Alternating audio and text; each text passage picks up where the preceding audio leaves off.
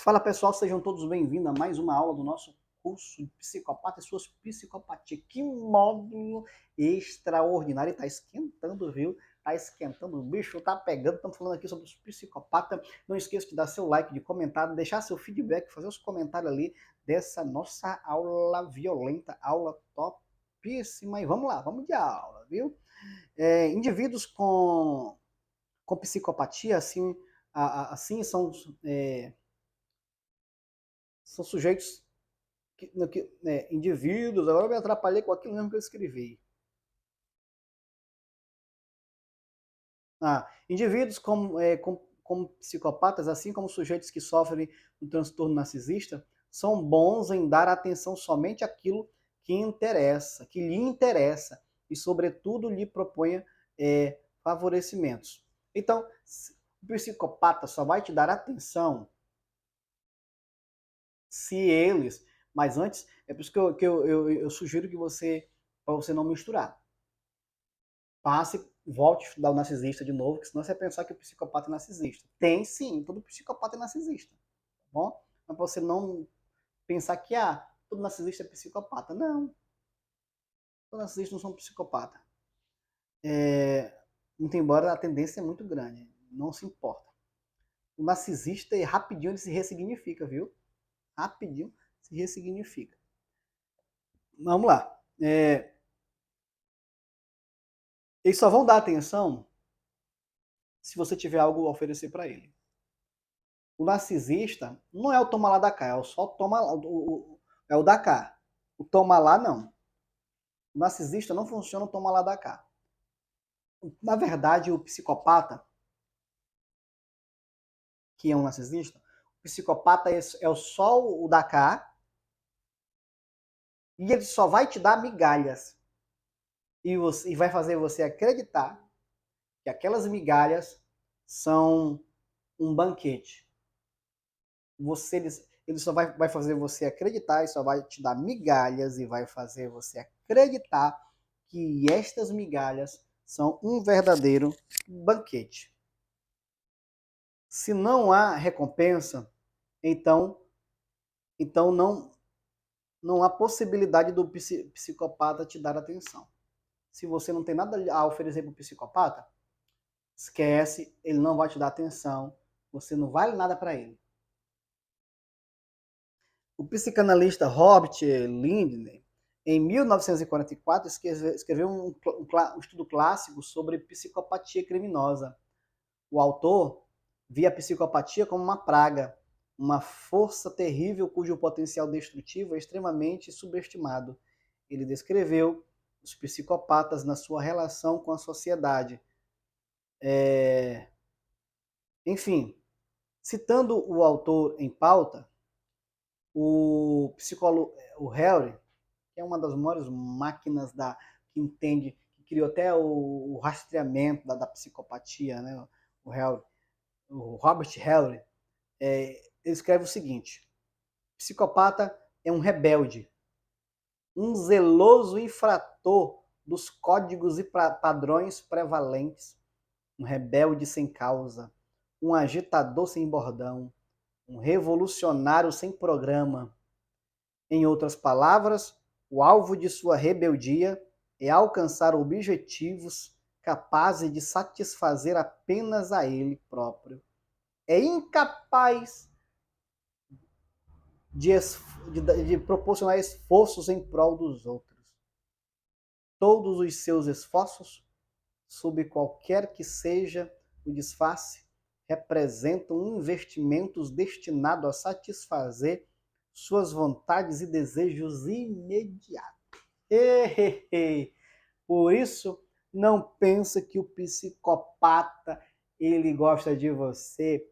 Rapaz, na verdade, o psicopata vai fazer você acreditar que ele é apaixonado por você, que é seu amigo, que ama você. Mas, na verdade, o psicopata não ama você. O psicopata não é seu amigo. O psicopata tá nem aí para tu. Ele simplesmente é habilidoso na oratória, na retórica, na prédica. Ele é um orador perspicaz. ele é um orador tênue, fino, né, audacioso, a tal ponto de fazer você acreditar que ele, de fato, tem os códigos da eternidade do poder. E que ele, o melhor amigo que você já conheceu. E que ele é o cara mais inteligente que você já conheceu. Na perspectiva do pensamento em questão que nós lemos agora, a cultura pode mudar, mas o rebelde psicopata continua o mesmo. O psicopata que é aqui é nos 5, 6, sei lá quantos continentes nós temos. Em todo mundo, todo o planeta terráqueo, os psicopatas agem da mesma forma. Olha só, a cultura é diferente, a dinâmica de vida é diferente, mas seus comportamentos são os mesmos. E estudos nos revelam, que nós vamos ler mais adiante, que muito embora alguns países sejam mais rígidos com os psicopatas, lá eles são mais espertos, viu? Lá eles não cometem atos infrator, não. Eles não cometem infração, atos insanos.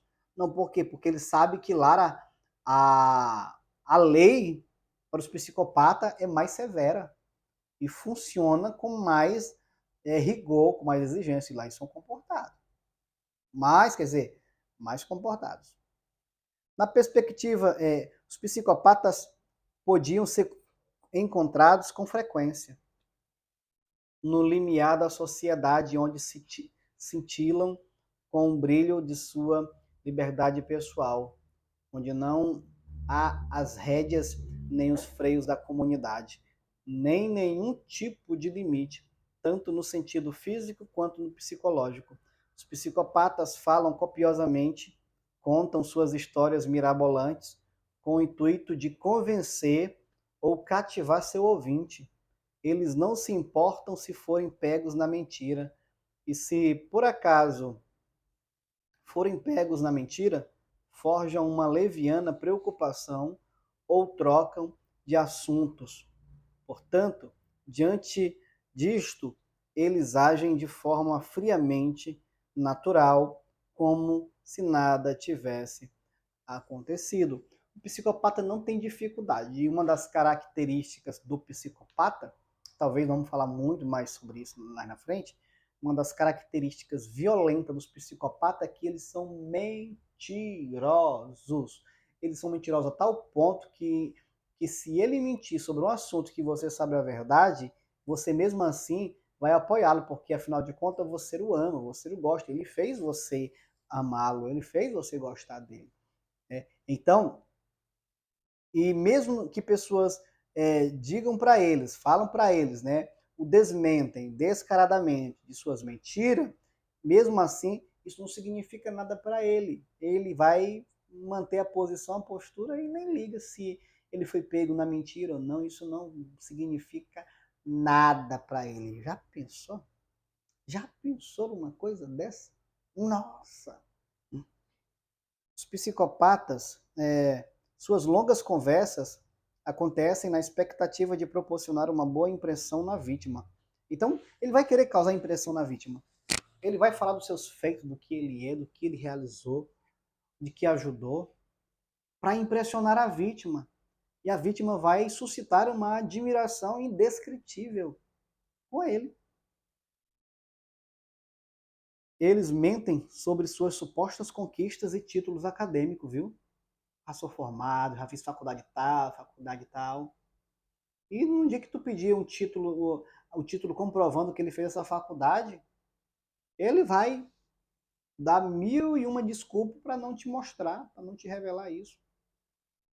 Psicopata, eles mentem, que são na perspectiva cristã, evangélica, que são pastores, que são bispo, que são apóstolo, arcanjo, curubim, vice-deus, foram consagrados, ordenados, sei lá, ungidos, mas nunca mostram uma prova contundente que isso aconteceu. Nunca mostram uma prova viável do que isso aconteceu, são mentirosos. No meio evangélico tem muitos psicopatas, ser uma prova disso é a Flor de Lis. No meio espiritual, tantos aí, estava em evidência aí o João de Deus, alguns pais de santos, alguns pastores, alguns padres.